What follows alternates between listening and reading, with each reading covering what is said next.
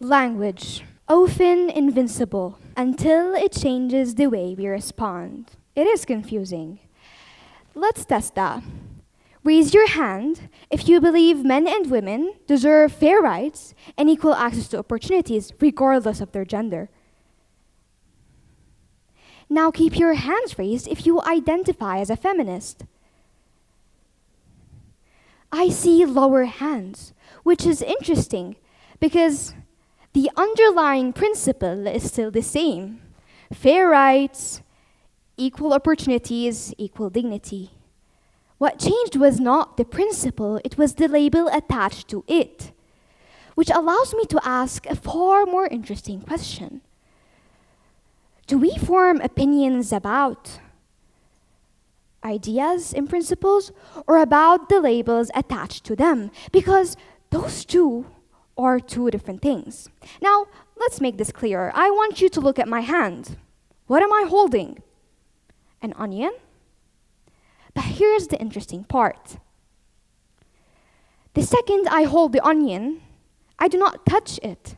I touch its layers. And to reach to its core, I'd have to peel each layer, layer after layer. Words, labels, they are just like this onion. They are rarely presented the way they are.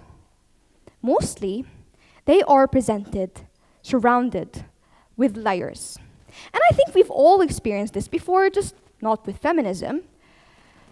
Now imagine this hypothetical scenario where someone comes up to you and says, "You've got to watch this movie. It is one of the greatest films of all time."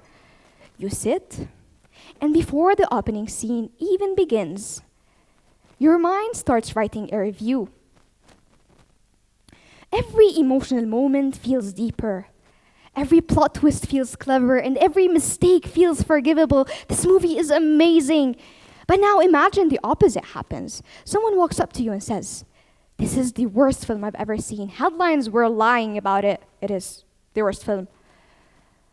Nothing about the film had changed. Not the ending, not the script, and definitely not the actors. What changed was the label imposed on it. And suddenly, the same joke is not funny. The same scene is not moving as much as it did. The same ending feels predictable. What is that movie? Well, this is the power of labels. A few years ago, back in middle school, I had a friend who warned me about someone. She told me she's fake. Don't trust her. 2 words, no context, no backstory. And I believed her. Not entirely, but sure enough that when I eventually met that girl, I did not meet her for who she was. I met her for who I thought she was. So, when we had our conversations, every silence felt intentional. Every mistake felt revealing, and every coincidence felt like a confirmation. I stopped experiencing her as a person and started interpreting her as evidence to support the gossip. She is a terrible person. I don't like her. No, she's fake. I know nothing about her, though. Unfortunately, the label arrived to me before reality did. A few weeks later, when I eventually got to meet her properly, I realized that she's not that bad. She's such a good woman. She's such a good girl.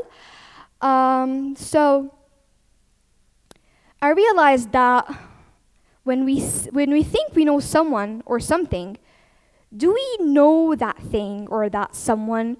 Or do we know the last story that was told about them? The thing that was perceived about them by stranger?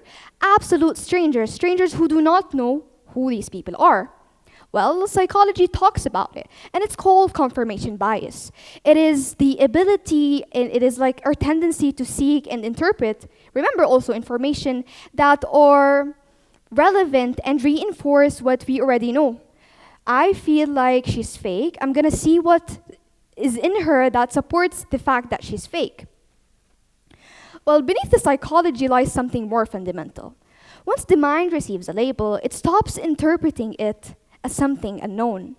it starts seeing it as something partially understood.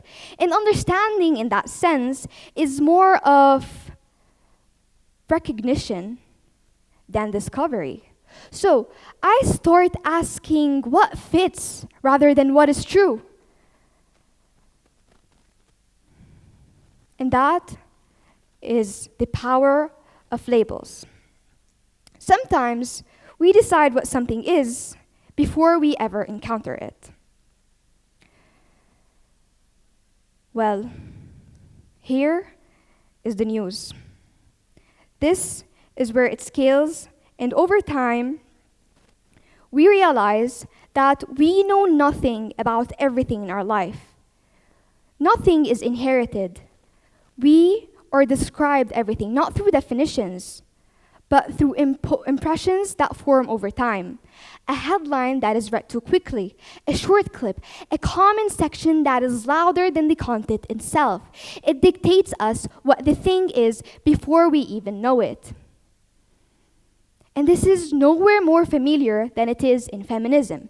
Not because it is a fancy word or it is something unique, but because feminism often mistakes recognition with association. We start associating feminism, like so many people, with it being something or a movement that is hostile towards men, that wants to reverse the hierarchical power and makes it a matriarchal power. The system changes. For others, they believe feminism is a political movement made by capitalism, and they just want it to flip over the system. They want two working family members, more taxes, they'd be able to indoctrinate the children. But that is not true. That is not what feminism is. Because by definition, feminism is giving the women's right to have equal opportunities and to speak. If you're able to voice your opinion, then you are a feminist.